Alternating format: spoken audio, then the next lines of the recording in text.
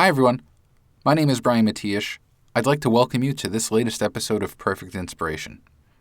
Now, before we get into the actual editing of this photo, I'd like to just talk a little bit about the purpose of my episode here. I'm really excited to be back. Now, I live in Oregon, and I love photographing this kind of scenery. I'm fortunate because this particular waterfall, which is Ruckle Creek Falls, is about a 30-minute drive from where I live. I can get here whenever I want. The area is always lush and green, and there's water that's flowing pretty much year-round. So to me, this type of photography rejuvenates me. It gets me going. And I guess when I see comments or I see people talk about how this type of photography is overdone, or the processing is overdone, or the water doesn't look real, that doesn't really make sense to me, because at the end of the day, when I go out to photograph, I go to photograph for myself. I want to enjoy the photography for myself. And if I have a photo that I like to share, I'll share it out. So I guess the point here is it's really important to know what it is that you like to photograph and just do it. It doesn't have to be the same thing forever. Obviously, they can evolve. But you should always take that kind of criticism, that particular criticism, with a grain of salt. Because as long as it's something that speaks to you, I promise you there will be at least one other person out there who it will also speak to. So let's just kind of get that out of the way. Before we begin, also, let's kind of look at the map. I love showing people specifically where I took these photos. So over here, this is Portland, the area where I live, beautiful city. And then there's the Columbia River Gorge. So it's this body of water that kind of just goes all the way through here. And to the north of the gorge, you've got Washington State, and to the south, you've got Oregon. And so a lot of the waterfalls, the famous waterfalls, are located right around the I-84 corridor. And the most famous one, Multnomah Falls, is right around here, right around the Benson State Recreation Area. But I went to kind of like I think a little known waterfall. I've been there several times, but this particular area I haven't been to a lot, and it's called Ruckle Creek Falls. There's a lower falls and an upper falls. I've shot the lower falls many times, but the upper falls I never really spent much time with, and it's not that big of a waterfall. There's, a few cascading tiers, but for the most part, it's not very long. And so what I wanted to do was talk to you a little bit about the importance of focus stacking for this particular session. And what I mean by focus stacking is this. I've been spending a lot of time speaking with all sorts of engineers, optical engineers at Sony and other places. And there's this common understanding that you start to introduce with just about any lens a incremental amount of diffraction as you start closing your aperture smaller than f8 really to f11. And so I thought about this, and f8, that's kind of a big aperture for my type of work. And I asked the engineer at Sony, well, what do you do? And he looked at me quite quizzically, because I think he assumed I should have known the answer, and I really should have. And he just said, use neutral density filters. And that's true. If you're shooting at f8, you're letting a lot of light in compared to f16, which is what I would normally shoot at. And so to help adjust the exposure, you can throw on a 1, 2, or 3 stop neutral density filter, and that'll get you the exposure you need. So for this particular image, you can see in the EXIF information, I shot at f8, and I was going for between a half a second to 2/3 of a second, because I love the effect that the water gets. It's where it conveys the motion. And so at this time of day, because even though it was the middle of the day, it was about 2:30 in the afternoon, it was still bright, but we were under a thick canopy of trees, and so there wasn't that much direct sunlight, which was great. Otherwise, it would have been much harder to photograph.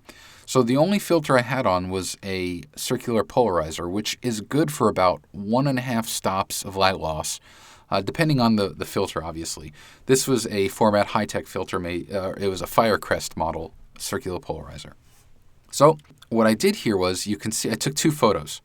And what I'm going to do is I'm going to zoom in an area here. So for this photo, I focused on the foreground. And what I'm going to do is I'm going to arrow over to the right. And you can see that the second image was focusing for the background. So you would expect that, in this case, the foreground would get blurry. And it does. Now watch if we zoom out and we go into the background here. So this is the background. And with the second image, you can see that I focused over here. So we're getting 2 different images. So the ultimate result here is we want to blend the 2 images, and this is not going to be a very hard blend. The camera was on a tripod. I was using my Sony A7 Mark II with the Sony 24 to 70 millimeter full frame E-mount lens. So, pretty standard lens on a 24 megapixel camera.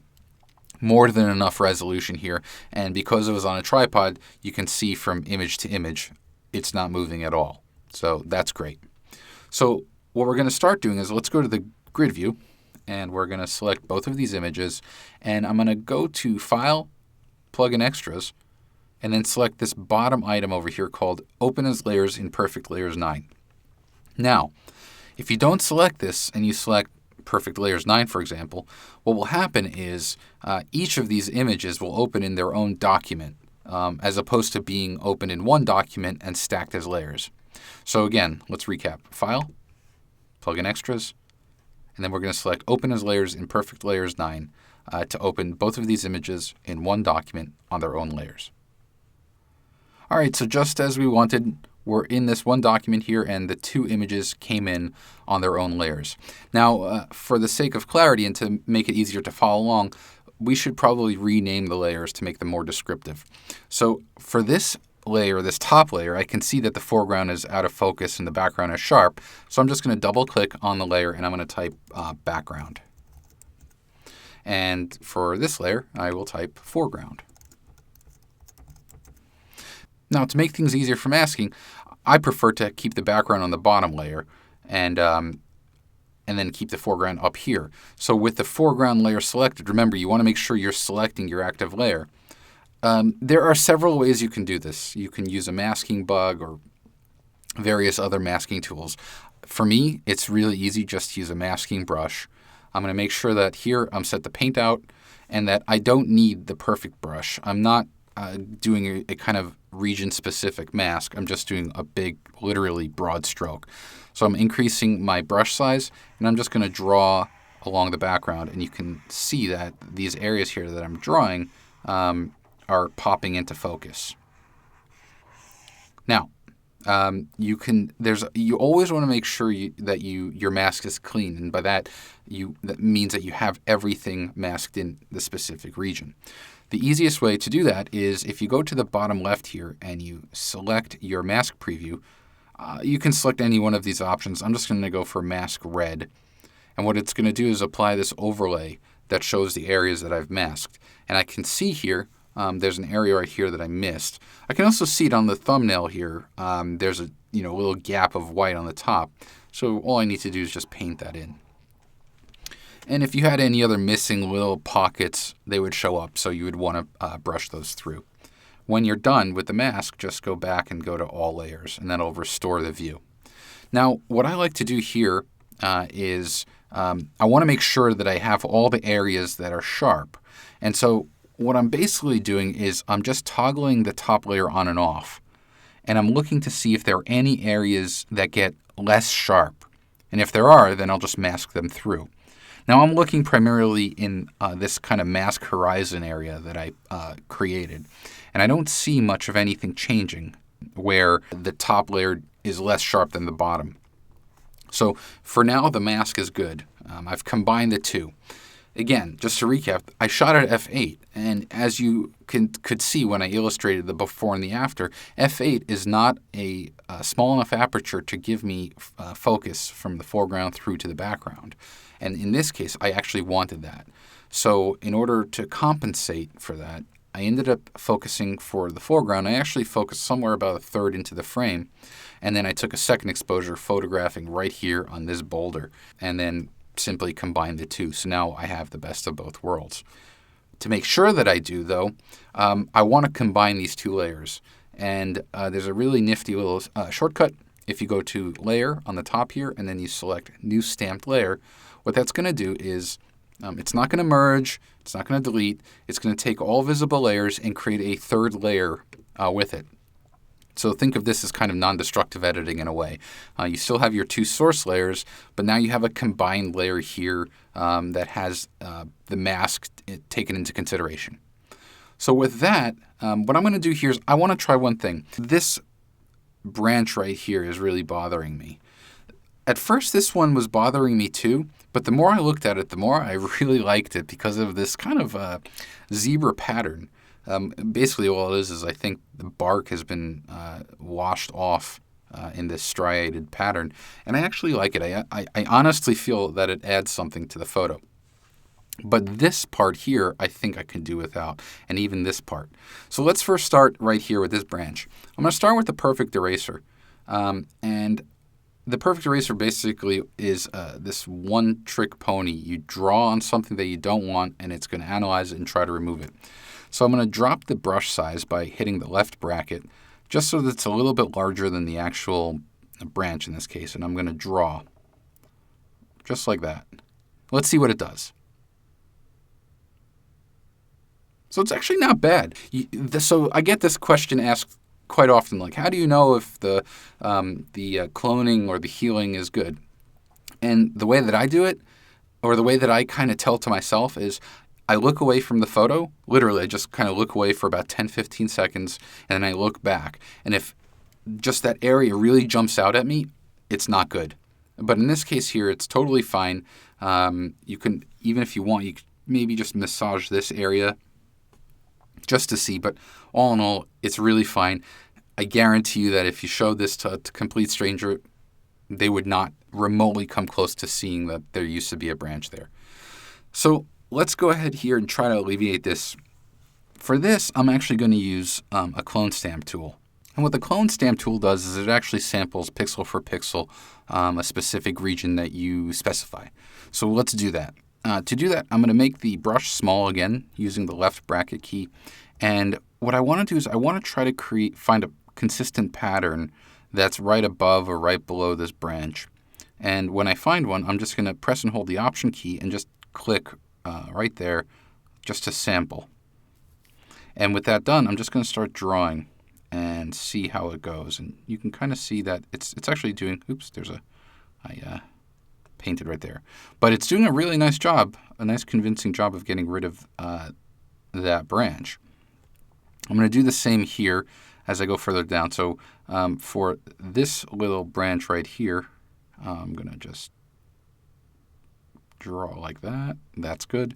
And then I'm going to sample from the moss here and just draw that away.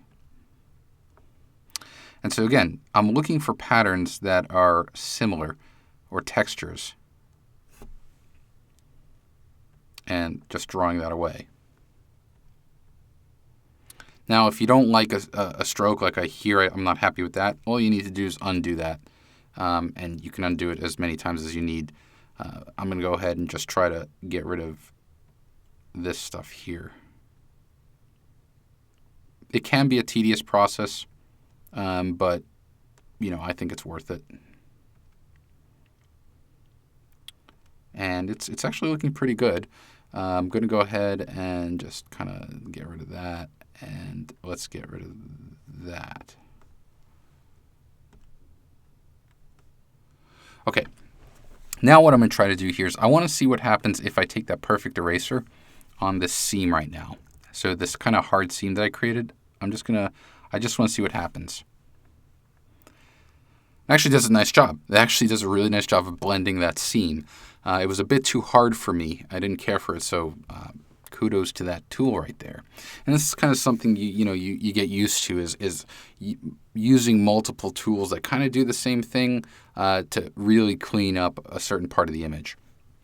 And so here I'm going to go ahead and back on the clone stamp tool, and I'm just going to get rid of this part and just kind of darken it. Fortunately, this part of the rock is in dark shadow, so it's easy to kind of mask away. All right, so that's good. I'm happy with this. Actually, let me just get rid of that.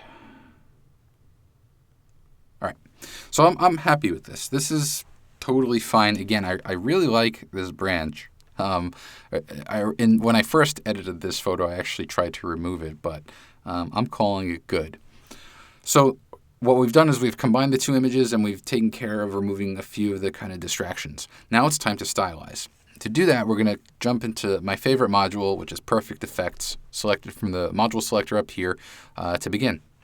All right, so with this photo, in terms of stylization, what I want to do is I really want to accentuate the natural kind of the scene itself. I'm not going to do too much in terms of changing it all around. The first thing that I do want to do is I want to add a little bit of dynamic contrast, meaning I want to add a little bit of bite to the image. Now, this is how I do it. I've never actually, I don't think I've recorded this in a video yet, but I'm going to show you how I use dynamic contrast. And this is this is new, so if you've never somehow seen me do this, then pay attention, because I think this is cool. So when I go into dynamic contrast under filters, I'm not under presets or favorites, I'm under filters. So just to recap, I went under filters and then dynamic contrast, and I'm going to select natural. Now natural is too strong. In fact, I think all of these are a bit too strong. So what I found a really nice kind of combination of settings that work really well. And it's this. If you look on the bottom right, there's a section called Detail. And there are 3 sliders, small, medium, and large. What I do is I simply select the top one, I backspace, and I put 9. And then I tab down and select 9 for all of them. So now I have all of these set at 9. And then I also take the layer opacity and I bring it to 50%. I find this to be a great recipe for this particular filter. 9s across the board at 50%. So instead of having to redo this every single time you edit a photo, with this being the first thing, all you need to do is go to Preset and then Save Preset, and then call this My Dynamic Contrast. You can put this in whatever filter you want. You call Add New Category, you call, Default, or whatever you want. And then if you want to put your name, you can do that, and then Create. What this does now is if you go into Presets, and then you go under My Presets, there's Default, and there's My Dynamic Contrast. So you can just select this and then start building on top of it. All right. So we've done the dynamic contrast. We're going to hit plus to add a new layer. And the next thing that I want to do is add a little bit of a boost to the greens, because this image is so dominant on greens. To do that, I'm going to collapse the dynamic contrast folder. I'm going to go down to photo filters. And under photo filters, I'm going to scroll down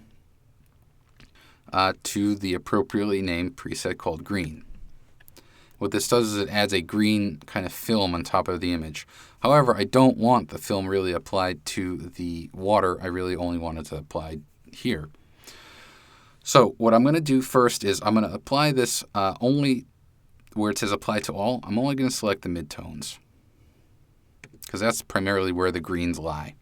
I'm also going to go to the Protect, and I'm going to bring highlights over to 100. Or sorry, 64 is the maximum. But the highlights here are in the water.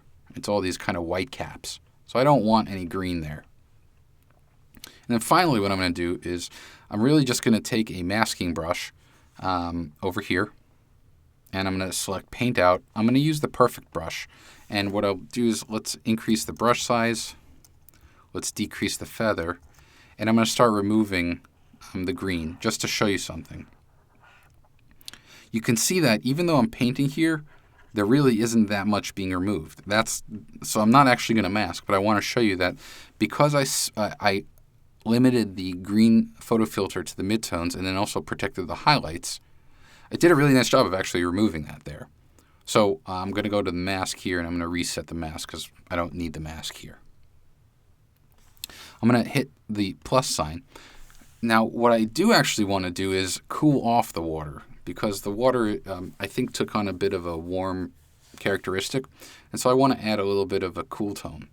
So what I'm going to do here is I'm going to go to the filter drop down here, and I'm going to select color enhancer. What this is going to allow me to do is effectively build my own color enhancer filter. And so I'm going to start, even though this filter is being applied globally, I'm only paying attention to the water area. So I'm going to take the temperature slider and I'm going to bring it down to the left a bit to really kind of cool it off. Something like maybe right around there. I'm also going to increase the purity of the highlights. So what this does is it'll help kind of desaturate or remove colors from the highlights. I'm going to bring that to the max. Do you see what it kind of did is it kind of made it almost grayscale? So I'm going to start bringing that back a bit until some of that color comes through. There, that's looking good. And I'm also going to increase the brightness just a bit. All right, perfect. So this color enhancer was applied to the entire image, which I actually don't want. I only want this particular filter applied to the water.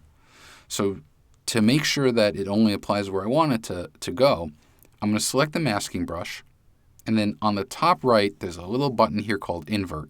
And what invert does is it essentially flips the presence. So if the color enhancer right now is appearing entirely on the image, clicking invert will hide it. But it also sets my masking brush to paint in. So now I'm able to essentially paint back this effect. I've still got the perfect brush selected, so I'm going to start drawing here. And what I'm going to do is, while I'm drawing, I'm going to speed this up because it could be a bit laborious and I don't want you to have to wait. But when we're done, I'm going to show you what the mask looks like.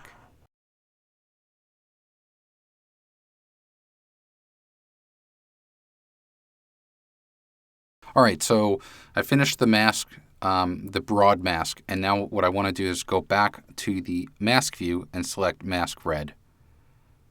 And so what I'm seeing here is two things. One, anywhere where the actual water is being shown, so that's where the effect is being applied, anywhere that there's this overlay, the effect is being hidden. So if you saw while I was drawing, what I was really going for was applying this to everything except for anything that had green moss. So you can see here, I kind of didn't get this area. And to make things easier, you can just turn the perfect brush off. And what that'll do is it'll just do a, kind of like a flat mask. It's not going to actually analyze, which is the kind of the brilliance of the perfect brush, is that it actually does this smart masking. It helps you kind of helps prevent you masking into areas that you don't want. But it's also going to show me if I kind of got into areas here that I actually want to protect. So in those cases, I'm going to select paint out, and I'm going to draw right here and kind of restore the original image. Everything's looking kind of good here. Let's go back to paint in and get I really want the water to be, you don't want the water to be patchy here, especially because you're playing, kind of green off of blue. All right, we are getting there. Everything is looking pretty good. Let's drop the brush size here.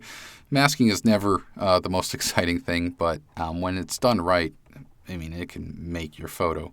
And then this here, I want to fix that, so I'm just going to bring that back here. That does not need to be masked. Everything else, oops, right there. Need to get that. I'm telling you, it's not the most exciting thing, but when you do it right, it really pays back with dividends. So let's go back to after so we can see the image. Everything's looking really good here, and we're kind of in the home stretch. I'm going to add another effects layer, and I'm going to go over to glow. So instead of going to the glow filter here, I prefer to build my own glow filter. So I'm going to drop down and select glow as one of the filters. Now it applies a kind of a pre-canned glow filter, and what you're seeing here, you want to pay attention to the two sliders, which are the amount slider and the halo slider. So I'm going to bring the amount slider down, and then I'm going to bring the halo slider up a bit. I'm also going to add a little bit of warmth to the glow and a little bit of saturation. So this glow is a bit strong, And that's okay because it's at 100%. So I'm going to bring this layer opacity down to 0, and I'll start kind of building. So I usually drag it up in increments. Here, about 30%. Actually, this is really nice. So 30%, you can see if we toggle the glow filter, it's subtle, but it really adds kind of a nice kind of glow to the image. The last thing I'm going to do is add a new effects layer and then add a custom vignette. So I really want to draw the eye toward the center of the frame. So I'm going to drop the brightness of the vignette here. I'm going to increase the size, which is kind of the midpoint. And I'm also going to increase the feather, which is the transition from the dark part of the image to the brighter part in the center. And so I think here we've got a really nice, well-rounded image. We can toggle the before and after by hitting the preview checkbox at the bottom of the screen. So this is our original image. And then with the effects, we really, I think, brought a nice, clean-looking image to the foreground. Now that we're done, we can click Apply, and we'll return back to finish up the editing. All right, so now that we're back in Lightroom, I'm just going to go to the Develop module here. There really isn't that much more than I need to do. Even looking at my histogram, everything looks really nice. I might bring out the shadows just a bit, and then add a little bit of clarity and a little bit of contrast. But beyond that, the only other thing I'm going to do is scroll to the bottom here and add some sharpening. So sharpening is here under the detail panel. It's right here. I'm going to zoom in into an area that's I know is in focus, something like that. And then what I do is I press and hold on the Option key or the Alt key if you're on a Windows machine. Now, again, you're holding it. You're not letting go. Press and hold the Option or Alt key while dragging on the amount slider, and you see that the image turns grayscale. The reason for this is because it's actually a lot easier to see the sharpening effects on an image that's grayscale rather than color. So I'm going to start dragging up, and you start to see the image kind of snap into focus even more. You don't want to go too far. It's actually very easy to go overboard and to over-sharpen your image. Now, the only other thing that I want to do is I don't want the sharpening to apply to any of the smooth areas because smooth areas aren't typically sharp. So there's a masking slider here. And what I'm going to do is, just like before with the amount slider, press and hold the Option or Alt key and start dragging to the right. Now what you're starting to see here is anything that's black is an area that the sharpening is being masked out or removed. And anything that's white or kind of gray still has the sharpening. So I'm kind of getting it only until where I just start to see kind of edges. You don't want the whole image to be white. And there you go. That's the sharpening effect. And overall, the image just looks really nice. I personally like it a lot. It screams vibrancy, screams life, and really that's when you're standing here in the gorge. That's I think the experience that you have. So I hope you took something out of this. I hope you enjoyed this video, and I look forward to seeing you next time. Thanks a lot, everyone.